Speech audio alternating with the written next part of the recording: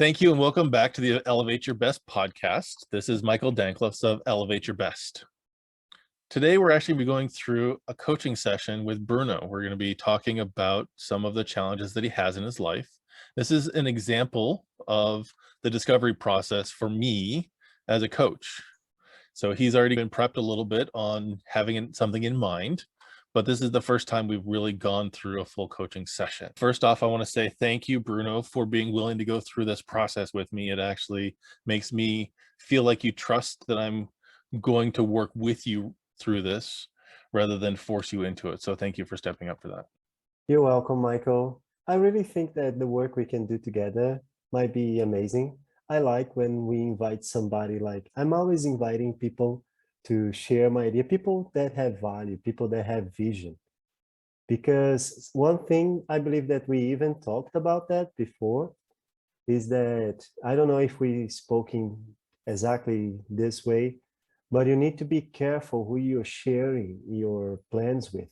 Because if you are sharing with anyone, it kinds of gets into your mind the idea that you are sharing this novelty with people, and you all get excited about the feedback and everything. And your mind, it gets satisfied. It gets a little bit of satisfaction. And then you're like, oh, this new idea that you have, this project might lose the interest of your unconscious mind, the novelty. So it's good for you to learn who you should be sharing your plans, your ideas with. And I totally agree, totally trust you, Michael, to be someone that when I share those plans with you, we can work not to lose interest, not to lose momentum, to lose strength on what I am doing, but actually to do the reverse, to gain momentum, to gain insight, to improve my vision, and to make it better for me, easier for me to achieve all that. Absolutely. And it's actually in many ways, when I was on a men's team, there was a standard that was passed around fairly often, which was always do your best, which is important. It's actually one of those 4 agreements that we've talked about in a past podcast. But for me, I chose this particular name for my business of Elevate Your Best consciously and intentionally, because it's what you do on game day is really important. When you show up, always do your best, give 100%, give it your all in that moment. But between game time, I also want to elevate what I'm possible to do. So as an example, for me, I started the 100 push-up challenge. So it's something that's going to elevate my ability to do my push-ups on a day-to-day basis, to the point that last week it was difficult for me to do 10 slow push-ups, but this morning I did 16 because I've been doing this challenge of expanding the number of regular push-ups that I'm doing. So that's a core concept of Elevate Your Best. So I appreciate the fact that this isn't just about share the idea, but then it's okay, how do we then make that better? How do we actually expand on that to impact more people? How do we make that so it's a clear message? That to me is what Elevate Your Best is about, being more impactful, reaching a wider audience, having a deeper sense. So thank you for being on this journey with me. And by the way, I love the challenge of 100 push-ups. Didn't know about it. I always thought about I could do something like 50. Oh, I should do 50 push-ups every day. But I like that you couldn't do 10, like you did 10 or something like that. And then you improve the next week, you're doing 16. This relates so much in practice with something that we also said before when we mentioned the habit of ferocity, do your best, always give your best. Improving small increments, like 4%. You say that the aim should be 4%, and it's good. That is a long way to 100. And you are a big guy, and it's hard for big people to do push-ups, to do bars. There are some exercises that are hard. I trust you, Michael, you get there. And small improvements. I would love to know, share with us when you get to 100. Absolutely. So the idea for the 100 push-up challenge is to be able to do 100 consecutive push-ups. So at this point, I'm essentially at week 4. And so yesterday, the number of push-ups that I did in that sequence, which is 90 seconds in between, ended up being 115 push-ups. Took me almost 25 minutes to do it, but that's certainly a far cry from where I was even just a year ago, when I would actually probably only be able to do 50 or so total and then be done. It is one of those things where I like to challenge myself, and I've done this similarly before. But the goal and the reason why I started doing this, because one of my annual goals is to be able to do 50 push-ups easily so that I can do that. And so how do I get there? So I had to shift my quarterly goals of what am I going to do in order to accomplish that from my annual goal. And that's going to be by challenging myself, by pushing myself, by elevating that best and finding a system to find a routine that's going to get me there. So that's one of the more tangible ways that I can see that this is really working. Once again, thank you again for being willing to be coached. And what I want to start off with is asking, well, right now, what would you call amazing in your life? Let me see if I understand it. What I would say that already is today amazing in my life. That is a few things. I really think that it is amazing that I am not in what I call the herd anymore because of Nietzsche, but a better way for you to say might be like being influenced, being taken by the culture scape. I struggle with it a lot. I took a it took a time for me to find like the places that I felt like I fit in. But today, if you look at my life, there are simple things. I don't have success yet, but there are simple things that are different from the culture scape, what people usually live, that make my life feel fantastic, amazing, and people even sometimes recognize and admire that. For example, not only now on the pandemic, since 2012, I work from home. I always work from home, which is here in Brazil was something very unique. Like it's not usual. Today we have a reality where people can work from home. I also am a person that I had a real struggle with women. I didn't knew how to deal with women, didn't knew how to talk and get into sexual conversation and interactions. And when I was like 23 years old or 24, something like that, I discovered personal development. And one of the areas that I found out I could work was that one. And today things are very different. I today I only have one relationship, but there was a time when I thought that I should have, I don't know, I was experimenting, I was discovering, and I have 5 relationships going on. So that was incomprehensible for other people. Like, how come? But those are the things like that are unusual, fantastic, and out of the box for my life. I also, let me see if there is other things that actually I could say that is fantastic. I don't know, today that I live, I think that the most distinguishable things are the way that I work and the relationships that I had and how much I learned how to deal with women that was so bad before. And other things are more like plans. My communication skills were very poor before. Today, I have a great ability to communicate, particularly in visual cues like expressions, body language. I'm very good with body language. I can clearly communicate with body language. Like, for example, I don't know if this is a good example. Tell me, please, Michael, if this is a good example. I think it's not a good example. But for us here, I was in a bar because my relationship is open. I was in a bar and there was this girl that called my attention and I managed to make her come into my table just by the way I was looking. She came to the table. Like I wasn't expecting that. I didn't knew that would happen. But she called my attention, and I decided I'm gonna interact with this girl. And I just interacted with the looks. And then she said something from out there for my table. And she eventually came, but she wasn't someone that we like. She was a complicated girl. Oh, too much like appearances and things like that, calling too much attention, didn't identify. But for you to see the level of nonverbal communication that I have, I really think that we can communicate properly with the body, the looks, and the way we behave. This is not a good example for us to maintain. It is certainly something that if you are amazing at it, then I would certainly highlight it. It's something that's important to you. So that's the part we're trying to get at. So with Okay. all that being said, what is something that you are really passionate about? Oh, I'm really passionate about how can I structure this. I had a lot of hardships and I feel still today very stuck in life. I wish I had born in a scenario, a cultural scape where I could travel, where I could meet Okay. people. Let's stop you there, not what you're struggling with, but what are you passionate about? What are you truly, like, in your heart passionate about? I'm gonna get there. It is my passion is related to the things that I didn't could do that I wanted to do, and I love arts. I love music. I love culture. I wish I could travel. I would love to meet Europe and get to know Europe and things like that. So today I'm passionate about breaking those chains, and not only for me, but for other people here in Brazil. I want people here in Brazil to live a different reality.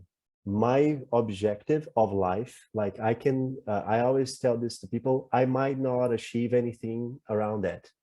But my objective in life, my mission, I accepted the mission here to change the Brazilian reality. I want for people here in Brazil not to be stuck, because I don't think that people understand. Like for me, I am stuck in a 50-kilometer radius. I can't get out of it. I can't travel. I can't do things like that. And there are people that are stuck in a neighborhood because they don't have resources to get out of the neighborhood, like to go into other places. They might go into a weekend to a beach, something like that, get a bus and get 2, 3 buses and go into a beach. But there are people that they are stuck there and they don't see ways in which they can achieve social mobility, get an opportunity and fair opportunity. There are people that don't believe that they can work and get a salary because the society imposes that to them. I've been to seminars in a university that I work with that it was talking to some specific courses like the dentist, odontology, medicine, physiotherapy, people that would be employers, they would be business owners. And those people were taught not to give opportunity to a certain people that had a certain characteristic, that clearly were people that were from the favelas, that went to public schools. The woman there was describing people that went to public school and didn't have opportunity in life. And this is how society works here. Like there are people that have a lot of money here in Brazil. We are a very rich country. Those people, they treat like half of the population like they didn't exist. For you to have an idea, we have something that happened last week where the owner of a shop, it was a delivery, they deliver food. It was in a shopping, and the workers, the motorbikers, the delivery guys, they would come, and legislation assures that they need to have a support point into the shop. So there was a support point there. The owner got there and saw the motorboy charging his phone, which is a work of tool work. He needs to charge his phone. And they recorded the guy humiliating the motorboy, saying that he couldn't charge the phone there, that he paid that many thousands of reais for rent, and that no motorboy would do whatever he wanted there. It's not like I don't recognize you as a person. I don't want to you using anything of mine, like you are a tool, something like that. My passion is to change that and to destroy social segregation here in Brazil. I am passionate about that. I wish to qualify marginalized people for better opportunities and build a huge business about that, improve human quality of life in the end. Like if I were a billionaire, I would be working for improving the entire human quality of life in this sense, like destroying social segregation. That's the part I was getting for, was that last Yeah. part. And why I tried I to stop you earlier, because that I get your passion, and the story that you shared actually is really important towards that, because it's something recent. It's something that is still on your mind on a day-to-day basis, because those kind of passions are the ones that actually help drive you forward, and it helps me understand where you're coming from, as well as it allows the people that are going to be watching this later to know why some of the things we're going to be talking about later are so important. Cool. So in my coaching practice, I also work with the Lifebook Framework, which we've talked a little bit about in previous podcasts. So I gave you a homework project to determine a category that you really want to focus on. So just to get a sense of what those categories are, we're talking health and fitness, intellectual, emotional, character, spiritual, love relationship, parenting, social relationships, financial, career, quality of life, or your life vision. So I believe that at the time we talked about one of the categories that you wanted to focus on. So what would be that category that you want to work on? I want to work on financial because for my objectives, I need to build a business and a business needs resources because it needs a team, recruitment. I try to recruit people here in sweat equity style, but the scarcity is too big. So everybody's like, how much do I make? When do I make it?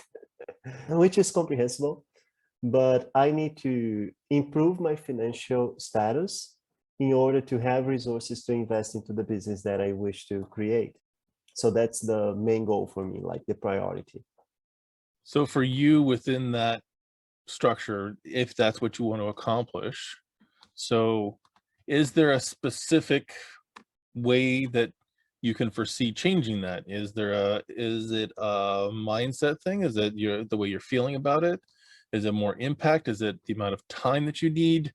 If you were to say that there is one thing that you would shift in that, you said that you want to improve your financial status, but in what way? The main problem that I see today with this is there is a lot of stress. I don't make enough money to have the support that I need in order to like really do what I want.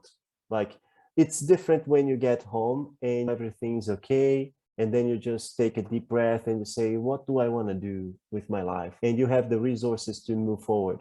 It's different when you are worried about, will I have the money for the rent in the end of the month? Will I have the money for food? When you have to cut off things that you need, like tools, or you need to eat in a different way, like you don't eat what you would like to be eating. Today, I don't know if I should share that, but for example, today I buy one meal, a restaurant that serves a very large meal, and that's the food that I get for the I might have some things here to eat, like a lunch, like a fruit or something like that.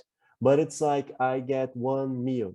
And it's not that I don't make enough to have a nice meal, is that I don't wish to cut on the support that I give to my family, to my mother, to my sister. So in order to get them a little bit of support, I need to get some sacrifices. So the main challenge for me is to get to a point where I'm like, those things are taken care of. I don't need to worry about them. And then I can just start my day and say, I'm gonna do my work. This is the first challenge. The second challenge that I see is having the resources to recruit a team of people to work with me. Let me see. You asked about the challenges, right, Michael? It's because some emotions grab me and I get a little bit confused when I'm talking about those. But you say the challenges. Let me see if there is another big challenge that is on my way. Yes, that is. I remember. One of the things that I could do that could improve that, because I do have a plan, I do have plans that I have a very sound plan in this for my business projects. And one of the first steps that I need to do and that I can do today, because it's not a matter of time or things like that, is create content like we are doing right now. I need to create my own content, but I keep procrastinating on it. I don't know if it's a fear of putting my face out that I am working on. For example, I didn't have a nice scenario. I don't have a nice scenario. I'm recording now on a kitchenette, and behind me is my faithful bed. And I don't have a scenario, things like that. So I keep judging myself. Will I put videos like that? And will people give me attention? Will they give me credibility? I feel like I miss a track record for people to give me a credibility. I feel like I have a lot of knowledge and resources, but I miss a track record. My confidence also gets in the way because sometimes I let myself be taken by insecurity and I feel unsure, like feeling almost like an imposter. But these are things that I'm working on. As you can see today, I can have this nice background here that it's like, it just projects a better image, might help people to feel more connected and a little bit more credibility with what I'm saying, what I'm sharing. So the main things, let's summarize here because I'm traveling away, I'm going away. The main things are enough to provide for my family. I would like to provide for my family. Simple things, and this includes, for example, making a dream of my mother come true, which is going to Paris and Vienna. She, since I'm a little, she speaks about meeting, oh, I wanted to know Paris, I wanted to know Vienna. And one of my biggest fears is for me to make money after my mother dies and not manage to get her to meet Paris and meet Vienna, which is already sick today. A lot of limitations there. One of my biggest fears is that I need to make money before my mother can't go to those places because I want her to go. I resources to found a team because every business needs a team. You will never build a huge business alone. And getting over the imposter syndrome that keeps me from doing the work that I can do today, because I am enough. I have a lot of knowledge. I'm actually pretty good at some, and I know that I can share content even if I am learning, because if you are a good student, you also have value to share on the internet, because your journey will help other people to find their own path, their own journey. Got it. So it certainly is several different areas of that it looks like you're looking to change, but there's a couple of things here that kind of ring for me, and we'll come back to those as we move along. I guess my question is, do you know what the idea of a paradigm is in context to mindset? Have you heard of this before? No. Would you please explain? Certainly. So this is actually a perspective that Bob Proctor uses quite a bit, is that when you're up against a barrier or a belief that you have difficulty getting through or past or around, it tends to come up in one of several different ways. Sometimes that's delay, sometimes that's distraction, sometimes it's discouragement, and sometimes it's disaster. And sometimes it goes through that sequence. Sometimes we skip over the first two and go right into discouragement. It's some of that internal dialogue that happens with us whenever we're coming up against something that is a challenge for us. It's when our ego, in essence, is fighting for its life, it feels like, because what you've done up to this point has kept you safe and alive right where you're at. So any kind of change to that means that there's potential danger. It's its job. So if you ignore it, it tends to escalate. And the beautiful part about paradigms is when they come up is when it's a time to reframe them. It's the only time really to shift the mindset around that. So when we talk about things like feeling insecure or that imposter syndrome, or that you're judging yourself for your current circumstances in comparison to what? Where you were 5 years ago, it sounds like you've come a really long way. So you have knowledge, you have points that actually counteract this sense of I'm not enough, that I haven't done well enough, I don't have authority or credibility, because you've done the work. But it's this opportunity for us to really be aware of it when it comes up. It's just like whenever you are, as an example, what I know of you is that you fight jujitsu, right? And if you are on the mat and you are actually in the fight, you can certainly listen to a coach, you can listen to a spectator. Each of This those is are two another. people. This is two different perspectives that are going on in your head. You've got the coach and you have the spectator, and you can choose who to listen to. This is actually an ability. In the beginning, when you go to fight, you don't hear anybody. It's surprising. People might be putting their lungs out and you don't hear them. And then it's one of the first things that you work to improve is the ability to not only hear, but to isolate. And it's impressive because we isolate the voice of our coach. There is a lot of people screaming, but we learn how to clearly hear Our mind is so amazing. We learn how to clearly hear our coach speaking. So that's a superpower in of itself. It's a skill that you've learned that's relevant when it comes to the rest of this stuff. Because the spectators, all those people who are the naysayers who don't find what you bring as credible, versus your coach is the one who've actually seen your progress, who've actually helped you over the humps, and is actually that internal critic as well, versus the internal critic is the spectator, versus that inner identity, that higher self, that subconscious mind of yours that is the resource that you can bring to bear, that has seen your progress, that can help you forward and has at ready the next steps you need to take. So what I'm asking you to do is take that skill that you've learned and apply it in another place of your life. How does that feel for you? You mean if I see how I can shift, like use this? Yes. I believe that what you said, what I understood for me when you were speaking was related to intuition, like learning how to listen to your intuition, because our intuition, I believe it's someone from Mind Valley. I don't remember who it is. Maybe it's that woman from Speak and Inspire that I don't remember her name, sorry.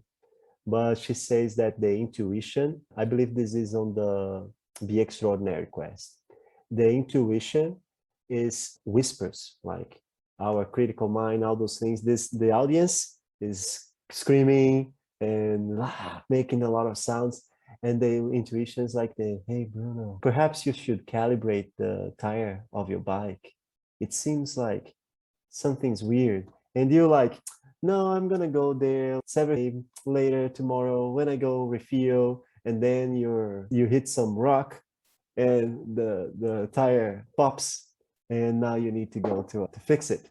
But somewhere your intuition pick something there that your conscious is not actually picking, and it's like, hey, maybe there is something here. Oh, let's go calibrate the tire. And it's just like a thought that appears. So answering your question, I think that it is a matter of hearing the intuition, and I'm working on improving that ability and giving it more and more credibility to it. So Was that it? precisely. And what you said about the bike is perfect. That's the first D of the paradigms. It's delay. No, I'll get to that later. Or the distraction, which tends to be, no, this is more, maybe you should actually get a snack, or maybe you should go work out right now when you're in the middle of a problem, because you may actually overcome this problem if you keep at it. Or maybe it's the discouragement of, there's no way you can actually fix that right now. You can't do that right now. Just, hold off and get over yourself on it. Or the disaster, which tends to be for many people, they get into an accident, they actually get sick, they end up doing something that totally takes them off track for where they're going to go. They pick a fight with their partner or their family. So that's the extremes by which things can get there. And to me, it is that soft little voice that you're listening to it that's hard to hear over the din of that, the monkey mind, the chatter in your head, which is all of the paradigm stuff that comes up. And what I'm getting at is that you already have the tool, the skill to listen to that, because you've actually practiced it in a different arena. When I know you've taken several of the quests on Mind Valley, and in some ways this is related to what Michael Bernard Beckwith talks about, is spiritual shape shifting, where you take the feeling of one action that you've taken in your life, get in the sense and the feeling and the space of that, and then apply it in a different area of your life. So if you're really strong on the physical side, that in that space of working out, you just got done doing a long run and you feel ecstatic in that runner's high, but you don't think you can actually have that hard conversation with your partner, or spend the 2 hours to program through that problem and find the response. That's what I'm asking you to do, is apply this skill in a different area. So if you were to apply that same skill into this area of finances, what does that soft voice tell you that you need to do? Oh, that's hard to isolate that voice there. I would say that it would tell me to create content, like create content, get out there, do something, like stop talking to people what you were gonna do, Stop showing people, asking for like reviews. Hey, what do you think about that? Just start putting content out there, be consistent. I think that this would be the main thing because this needs to happen. It is inevitable. It is clear to me. That is a matter of time there. I can't start to create content today and expect tomorrow to have results. It is a 1-2 years journey. So that's definitely something that I should be doing. Another thing that I would say would be to focus on one specific thing until it yields results, because I have a lot of projects, a lot of things that I would like to do, and they all make sense. I use Notion, so they are all very well planned.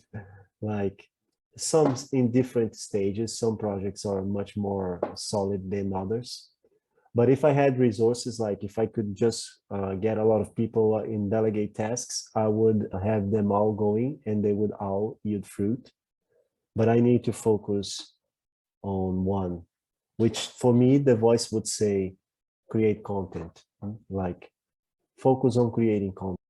The profits of that are too much, like building an audience, establishing all the income streams that come from having a YouTube audience, like AdSense, affiliate links, sponsorships, creating a community. That content also would make it possible for people to support me via Patreon.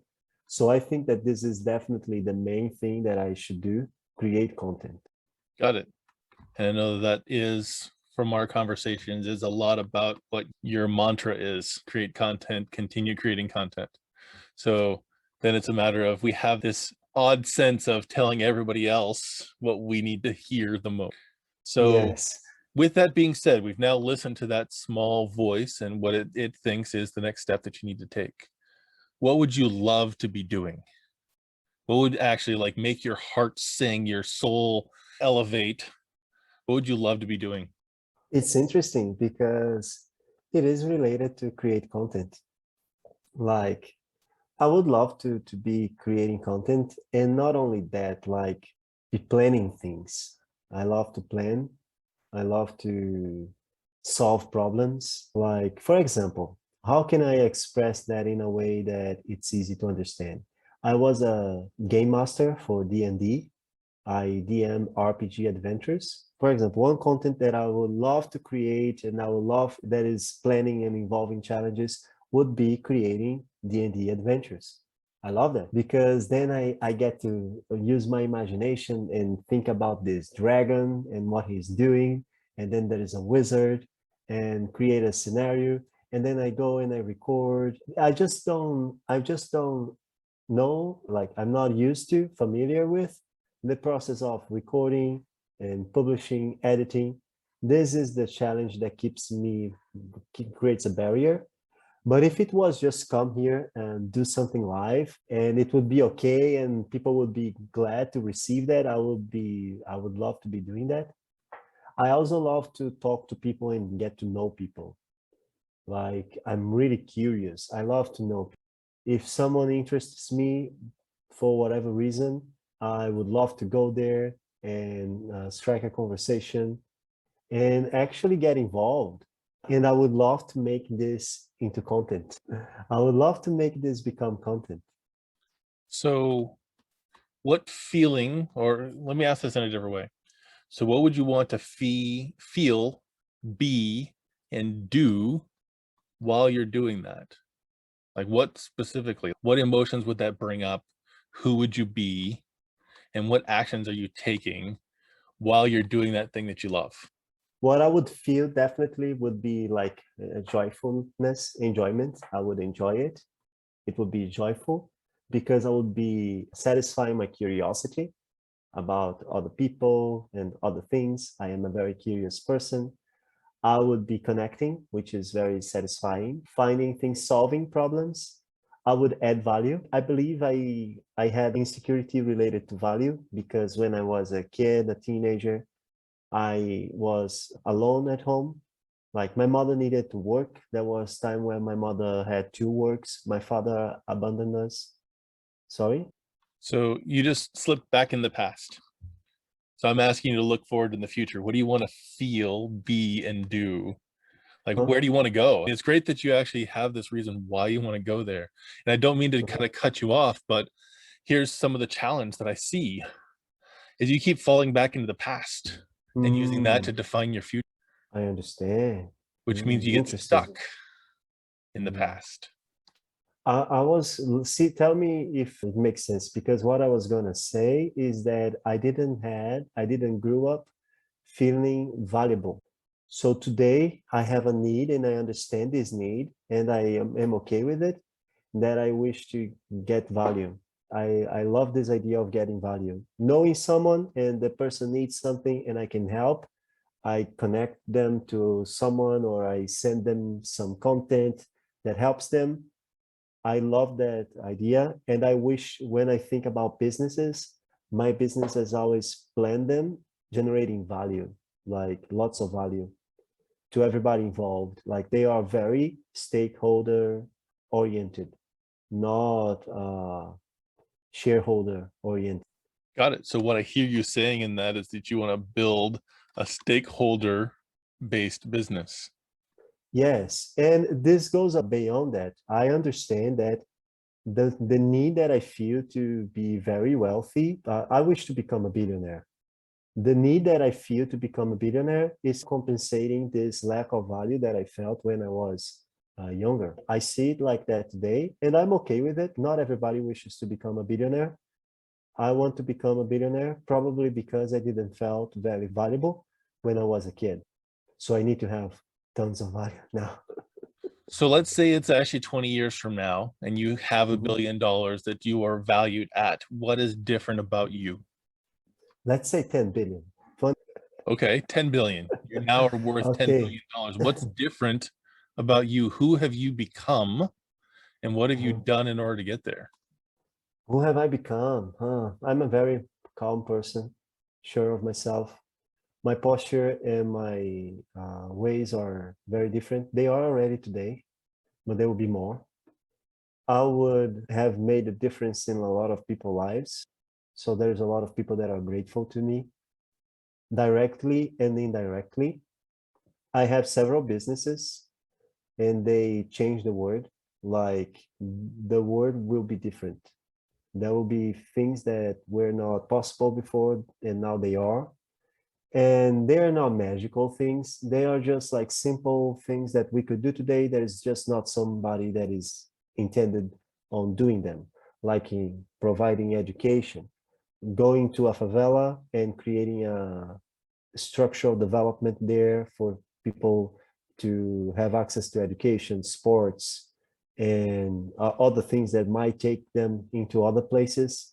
I would probably at that point have developed a lot of real estate because the real estate here is very poor quality. There is a lot of people that live at risk. So I would create projects to get those people that live at risk and get them into affordable, nice habitations and changing a little bit of the architecture scape of the cities that I have influence with. So those are some of the things that you're doing, which doing is actually certainly part of this. But I asked, Yes. who would you be? Who would I be? I would be the same person, just a little different. So what would change? If you were going to be the Ah, same person, you would already be the 10 billionaire. that's true, Michael. That's true. Good shot. What would be different? I would certainly be more productive, more focused. I would feel more sure of myself. Feelings, emotions, and mindset states need to go look for that. I don't know much, Michael. So in coaching terms, this is what we call the gap. And right now Hmm. it's undefined. Is you have a sense of where you want to go and you have a sense of where you are, but there's something that needs to shift, change, upgrade, downgrade, side grade, be different, because otherwise you would already be doing that and already be having that. Some would call that the law of attraction. Your vibration isn't the right level. Some would say that your brain is wired for the stage that you're at, that ceiling you've created in your head, because it's safe, the paradigm. So right now, what helps you become a more calm, focused confident, sure of yourself person. What does that for you now? And so let's start with that. What gets you there now? Definitely helps a lot. Jiu-Jitsu helped me a lot and develop a lot of disciplines, like you say. And right now, I am feeling it is a great way for me to measure myself. Right now, I am extremely confident. I believe that the changes that we did, the work that we are doing together, and Mind Valley as well, all those things are helping me to have more confidence. I didn't used to throw people when we are fighting up. I didn't throw people. I was terrible at it.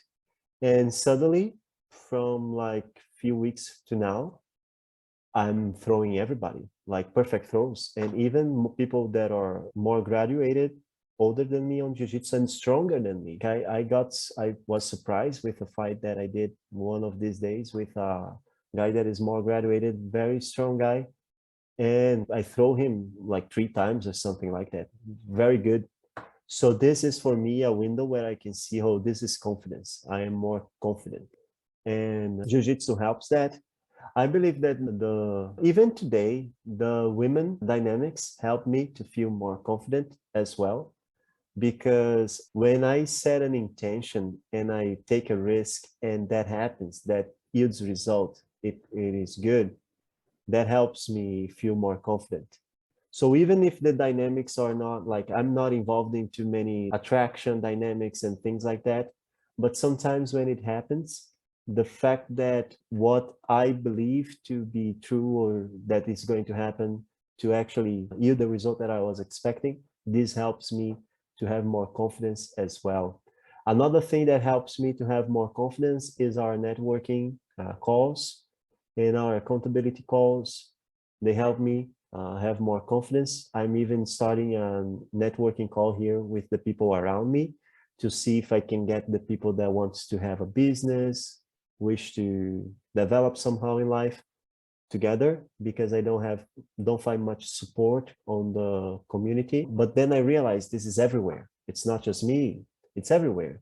You probably experienced that as well as our friends from Mind Valley.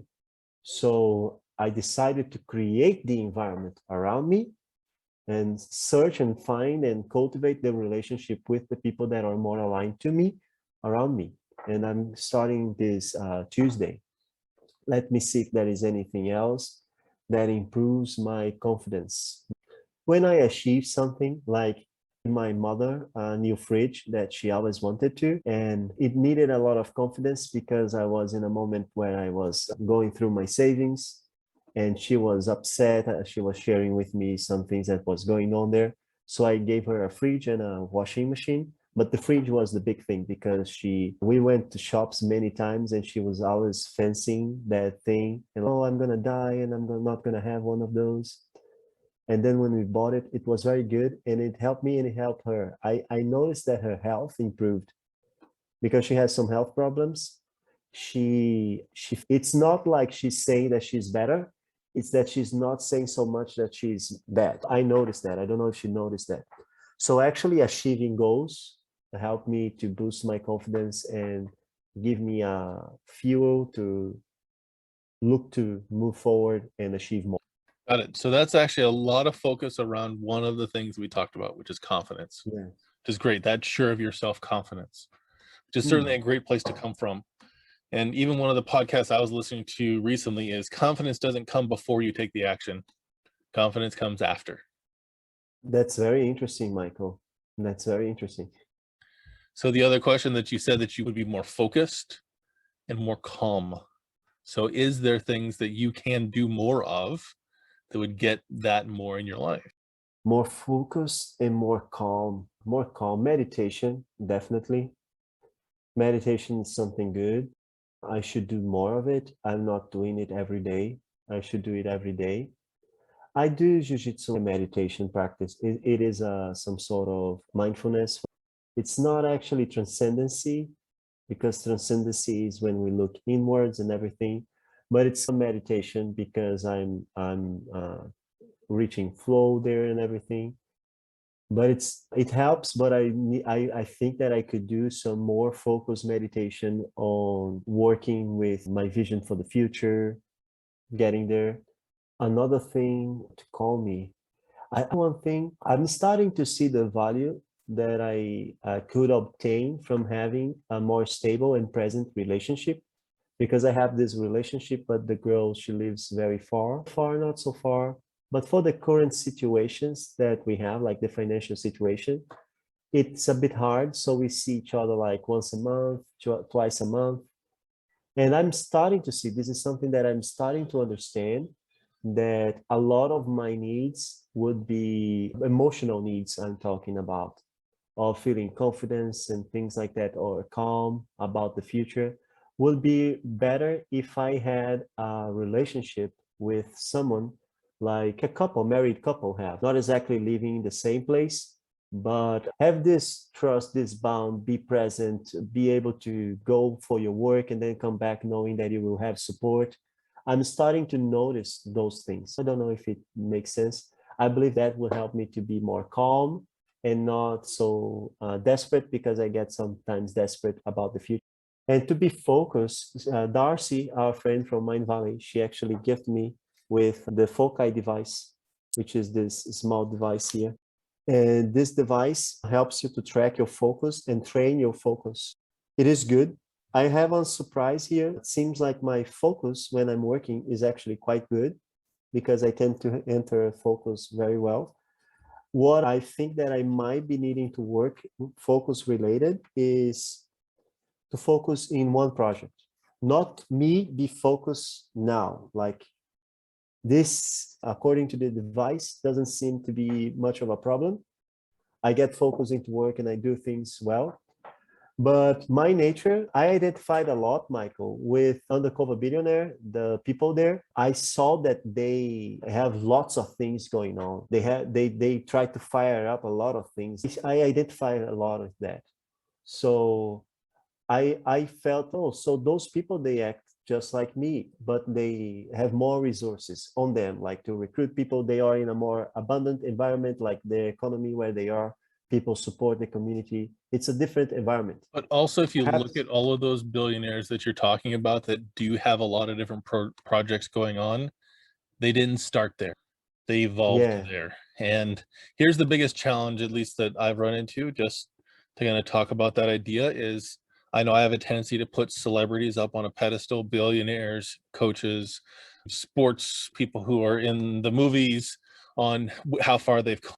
And it's great to put them up on a pedestal, but comparing your journey to theirs has a tendency to stifle your own creativity.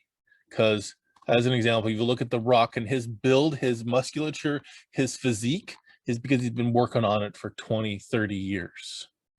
So I'm not going to get there in 6 months or even a year. He's been working on it for a long time. Same thing is true for the billionaires you're talking about. They've now gotten to a point where they are the visionary, but they started with a single vision, delivered on that 100%, and did that to the best of their ability, and then delegated that project to someone else as they took on the next one. So this is my challenge with focus, to get into something and deliver it.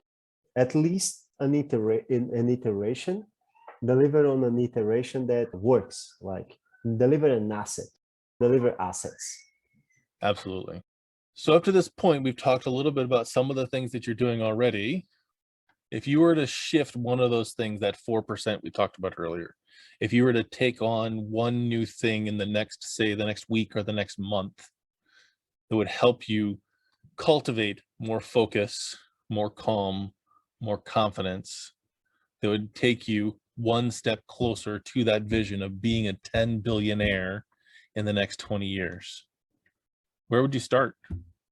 If I would change something in my routine today that would help me to move closer to this vision, I would, I believe that it were, I believe that it would be a focus on the rituals that I already have set up and I'm not doing.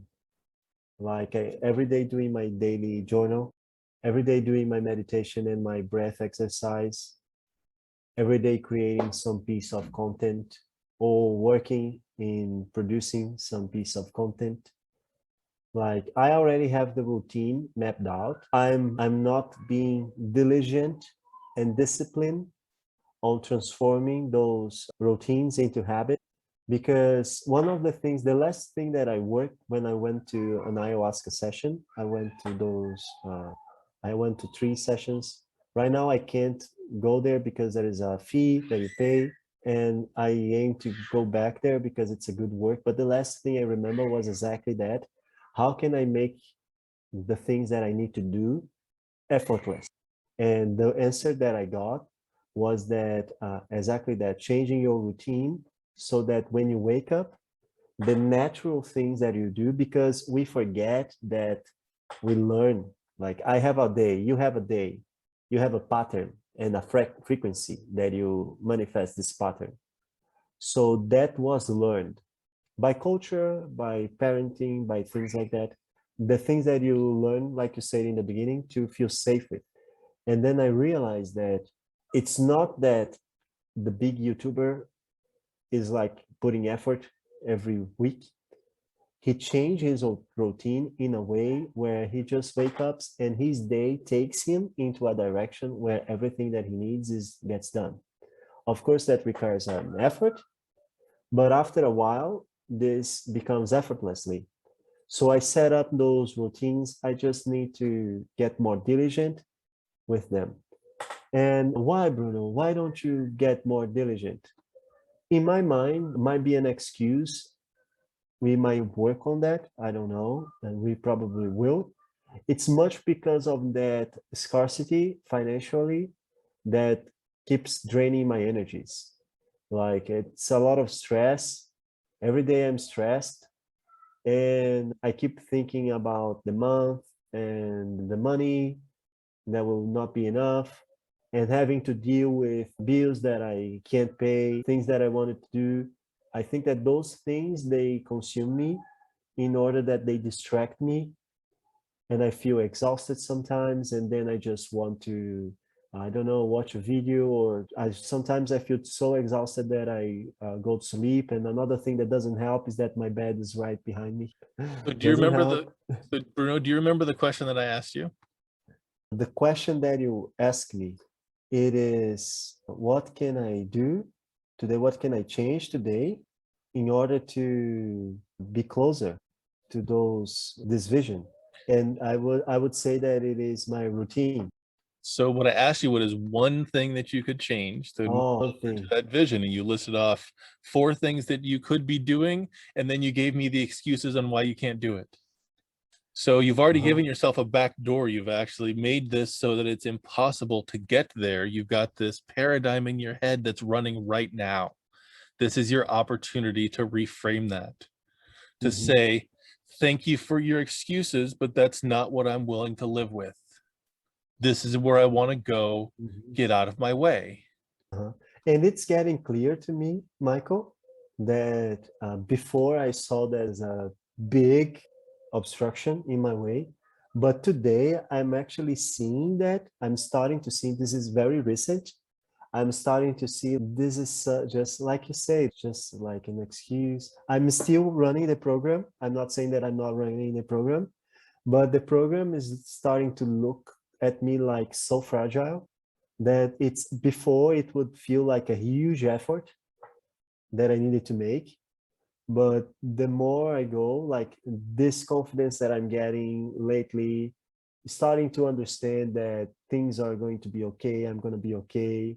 I'm not actually in danger, because sometimes it feels like you are in absolute danger.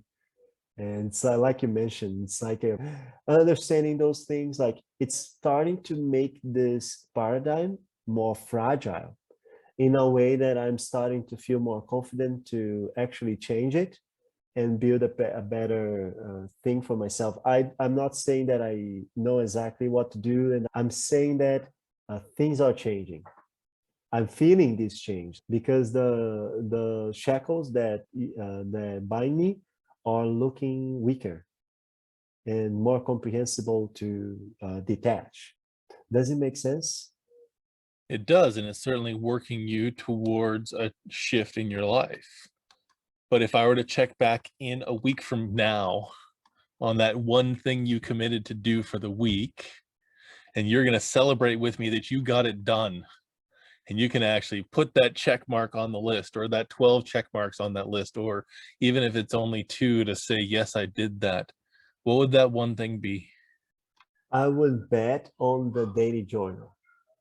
If I do the daily journal every day, I'm much closer to doing the rituals that I wish to do, to doing the disciplines that I need to do, and to getting more calm because I'll be meditating, to get a better health because I'll be doing the breath exercise. The meditation that I do is the 6-phase meditation. The exercise, the breath exercise is the Wim Hof exercise.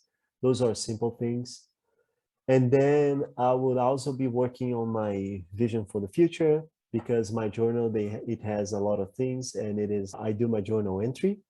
I do the rituals, the checkings, like meditation, exercise, breathing exercise, and there are other things. The journaling is there as well.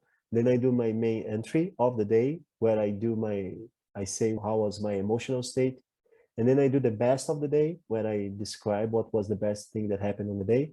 And I make a point to saying, if I'm on my vision, in my vision for the future, if I am the $10 billion guy in 20 years, how would this same experience have been like in the way that I wish to live? How could I improve it? And then I do the worst of the day, and I do the same thing. Okay, this was the worst. Let's say that in my vision, in the future, this experience would have happened, or this area here, how would it be? And then I put it there, and then I make a register of the things that I deliver on the day, and do the to-dos for tomorrow. So this simple day, and it doesn't take so much time. It is, of course, that is 10 minutes of 20 minutes of meditation and 10 minutes of breathing exercise. This takes more time, but the journaling part doesn't take too much. But I think that this is a solid ritual that if I could do, it is the simplest thing that I could do that it would greatly improve in my life. So what's at stake if in the next week you blow off one day or all of those days? Just one day. So what's at stake? What would you lose? What would be the pain you would experience if you don't do it? If I don't do it, I would be stuck in the same thing. I would have no progress, no measurable progress. My vision is not improving. I'll be drifting. That is the truth. I'll be drifting. For Got it. those of you who don't know, I have this saying that I say that drifting, like people that are reactive in life, they are drifting, and they are usually drifting into fear. So people that are intentional, Michael talks about this actualized person. This is the person that set the sail. They know where they are going. They are maintaining the ship in the right direction, checking the course. This person is intentional. They are living intentionally. The person that is drifting is a reactive person. Things happen to them and they react. So based on that definition that you just laid out of something that you say all the time, that's identifying yourself as being that person. Can you explain what you say better to me? Absolutely. So you said that if you don't journal every day, then you will actually be stuck where you are and drifting.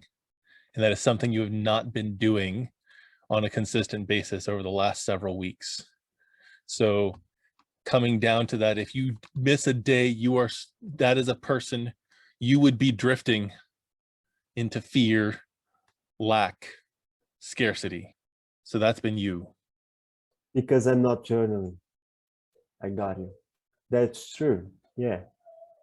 It's good to have those things well defined, because then you can't be like, sorry, Who needs to have those things well defined? everybody, but I'm talking about me. Yeah. Because then I can't be like, what is the word? Make it softer, like an anesthesia. Yes. Whenever you're Yeah. drifting and you're not on purpose, you end up, the way I describe it is, you're in a rut or you're on autopilot. And autopilot works as long as the course is set. But one of my favorite stories that I've heard recently is that when an airplane takes off in New York heading to LA, 90% of the time it's off course. So if you just set the course from New York to LA and you don't course correct along the way, the wind blows you this way, the wind blows you that way, you end up in Alaska, and you wonder why you ended up in Alaska, because you weren't paying attention to the course that you're on. That's the drifting, gets you into scarcity mindset, because you're not paying attention. Even when we have, self-driving cars, it's an awesome idea. But if you punch in the right place and then construction comes up, what happens? You've got to be willing to take over the wheel. You're still in the car, you're still going there, playing your life intentionally. And that's a core maxim for my coaching practices, to help people be more intentional in their life, because autopilot gets you to where autopilot is taking you. But not always is autopilot taking you to where you want to go now, because I know, at least for me, that my interests change over time, but if the programming is still running to go here, but my interest has actually changed to go here, but the programming is still taking me to the original destination, and then I wonder why I got there. It's a matter of ownership. So to me, ownership, intentional living are very closely tied. So where do you personally own your life? Where do I own my life? What do you mean? So what I'm asking is that where you've gotten to now, you're in a certain culture scape, you're in a certain place of the planet, you're in a certain economic space, but all of those things are from the day that you had the ability to make choices in your life, which starts at a very young age.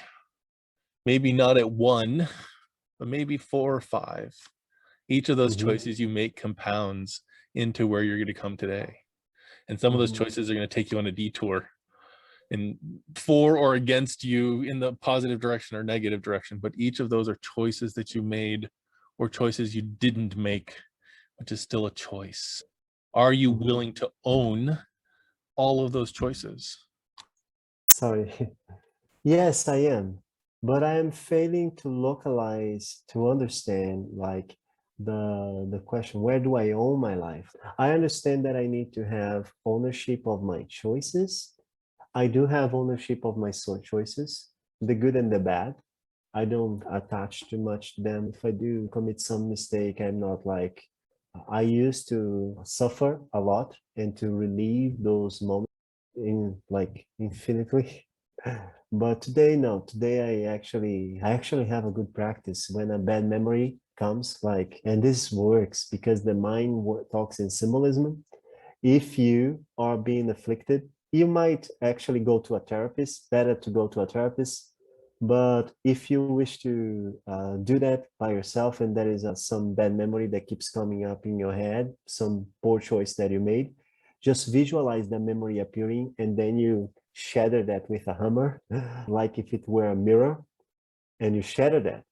And that will help your unconscious mind to understand that you do not wish that to come. It's not serving you, because your unconscious mind is serving you that memory, thinking that it's useful for you. But then you say to it, hey, this is not useful. This is trash. I don't want it. Shatter it. Sometimes I even see myself mopping it to the trash, the fragments of the memory. But I own my choices, Michael. If that's what you intended to ask, I tend to own my choices, and I don't make other people responsible. And I know that I have those plans, those objectives, but I also understand that it is my own choices that it's gonna take me there. If it happens, it's because I made the right choices. If it doesn't happen, it's because I made poor choices that didn't help me get there. But I definitely have all the tools necessary to get there. Could it be easier? It could.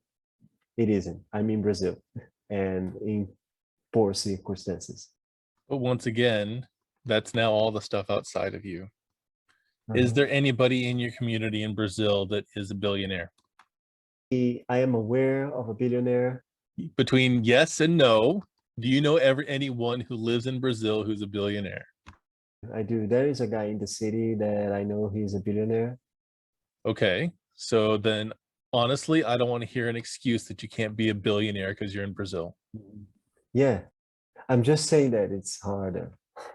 It is inevitably harder. Yes, Yes, it But definitely, that's not a problem. Like it's the reality. it's It's the then a reality. matter of working with a coach, working with a team, working with an accountability set of people. Each of those is ways to get to solutions, alternatives, and ways to overcome hard things. Because one of my favorite sayings that I've heard repeated over and over is, if you want to go fast, go alone. If you want to go far, go together. Mhm. And $10 billion is one of those far things. Yeah. It's not going to be fast, but it does require other people to support you in creating that vision. So now that we're And at the end of this, and I appreciate you going through all of this with me and allowing me to challenge you on some of your thoughts around this, mhm. what would you say your takeaways are in this conversation? I believe that it was much of a discovery call. We were finding out things, setting up the scenario. I sit like that, like I do that when I have a new client from marketing. I need to understand his business. What are you doing? Where do you wish to go? Um, I think that this is important groundwork. And what I'm trying to say is that we still didn't, we got some things new. You shared some things new with me. The some concepts that I'm not actually familiar with. I have the advantage of being able to go through this content again when I'm gonna edit and everything. So I will be paying more attention to the stages that you mentioned of the paradigm, the gap, those ideas, those are all new. But I believe that most of the work that we will actually do is still to come after this mapping out. Got it. So what is the one thing you can do in the next week that is going to shift your life towards getting to be that person who's a 10 billionaire? I believe that the journaling will is a great first step that I need to do every day, and that will help me get closer to this vision. By the way, Michael, one thing that I would like to point that I just realized now is that $10 billion, for example, is just an object. I don't want the $10 billion. I want the resources that $10 billion represents to do the projects that I want to do. Like, it's not like I want to have $10 billion. It's if I had $10 billion, I would have so many projects going on. I would be creating so much change. This is what I want. I want the change. I want the energy to change. And money is energy. And with this such amount of energy, I could change a lot of things. Which is a beautiful way to wrap this up. So the energy it requires to make the energy to come up with an idea that's $100 idea versus $100 million idea is the same amount of energy. So if what the change you want to make that requires $10 billion in resources, if I give you $1, what can you do with it? What change can you make with a smile, with helping someone carry their groceries? What's the change you can make today, tomorrow, and the next day that's going to start creating the vision of that change you're looking to do that's going to require $10 billion? I can be just by being present in the places that I am changing those. Which I get Like, from an energetic standpoint. I totally get that, and I'm on board with that idea. And some people may find it woo-woo or too esoteric.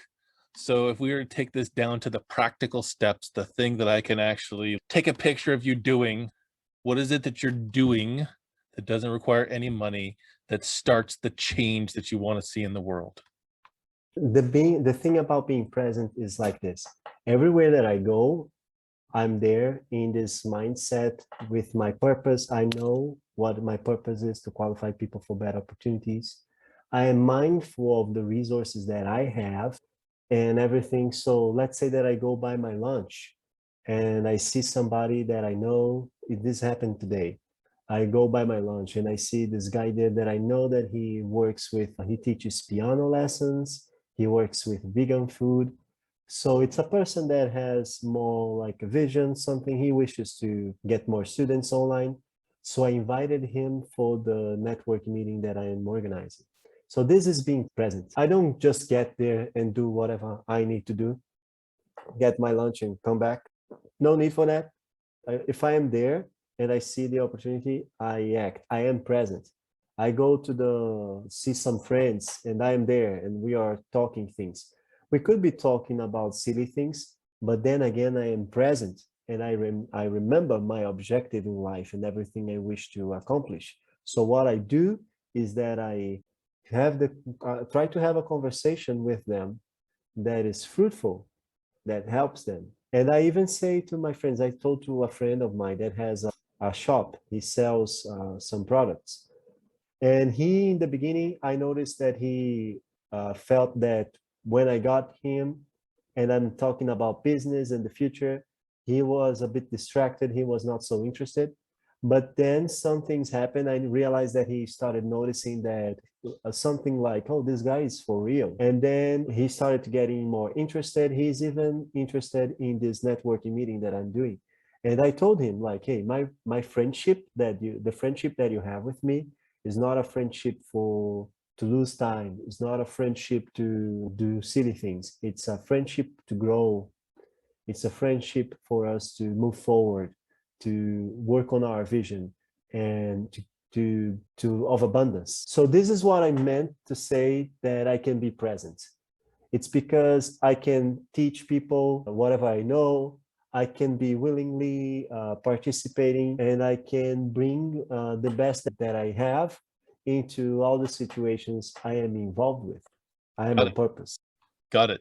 And I appreciate the fact that you took us to that next step, because it's one of the challenges that many people have with the law of attraction is the idea of, if I just get in the right vibration, I put myself in the right mindset and I think about it, then everything is going to work out. That's only step one. What you talked about for those other three pieces, that's what I'm asking you for, is having that conversation with the piano teacher and say, hey, I want to help you grow your business. Having that conversation to help grow that person. That's what I'm talking about, the actions that people can tangibly see. Making your conversations, once again, with your friends be fruitful and actually on things that are deep and meaningful for you, and making it a co-elevation, like we talk about in the Mastering Authentic Networking quest. So that's more kind of what I'm getting at. Those are tangible things we can actually take away. Being present is great, but if you keep your mouth shut, if you take no action, if you don't take an inspired action, is the next step. Not taking all the action, not just actually on the rocking horse where you're actually moving a lot but not going anywhere, but listening to that small voice when it says, turn left here, or talk to that person, and listening to it and taking the action. That's what I'm getting at, because that is the important piece, because you can hear all the messages in the world and download it all into your head. But if you're not acting on that knowledge, it's not powerful. It's got to be acted upon. It has to be used. So thank you for going to that next step, because I think that's really important, is the step after the insight. So I would encourage you to look at that as the action that's associated with the being. Good. Another interesting thing that we got from this session is facing things on a different perspective, because there were some loops that I got into that I didn't actually realize. And you were like, hey, Bruno, this loop here and there, like you are falling into it. When you were speaking, what came into my mind was give your best, be committed into always doing your best, not just taking action, take the best action. And sometimes something I wanted to share with the audience now is that sometimes it might feel boring depending on where you are in life. I'm not going to be talking about business. I'm not going to be talking about, no, you got to rest, you got to relax, everything like that. But when you have a purpose that you really identify with, a mission that you've taken, your gratification, it's joyful, it's good. You moving forward into that direction, it's very satisfying.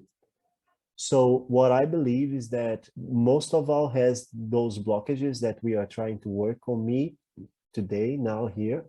Most of all have those blockages and we don't see it. And what actually happened is that those areas of the life are so stressful that we avoid them emotionally. We tend to not want to go there. We tend to escape. And then when somebody comes and says, hey, what are you planning for the future? What do you intend to do for the future? Most people get, oh, I don't want to talk about that, and they get a bit uncomfortable.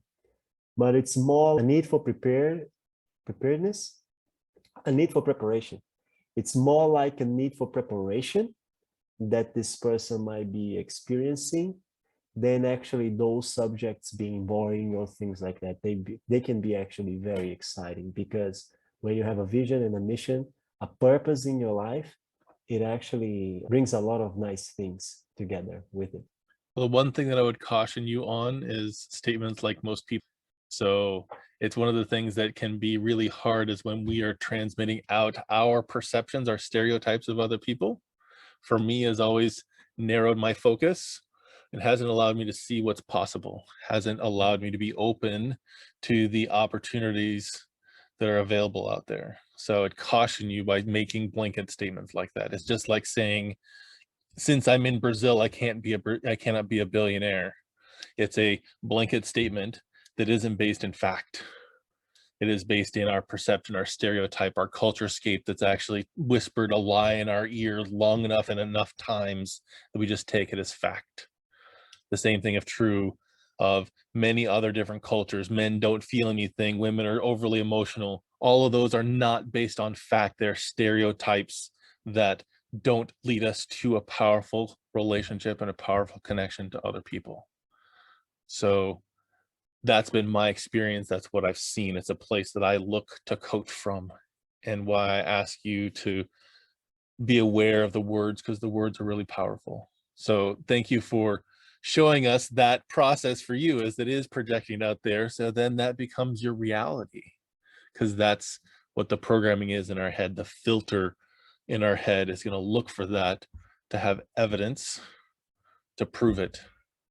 It's one of my fiance says all the time that whenever we go to a place out in public, that the men's restroom is always there before the women's restroom.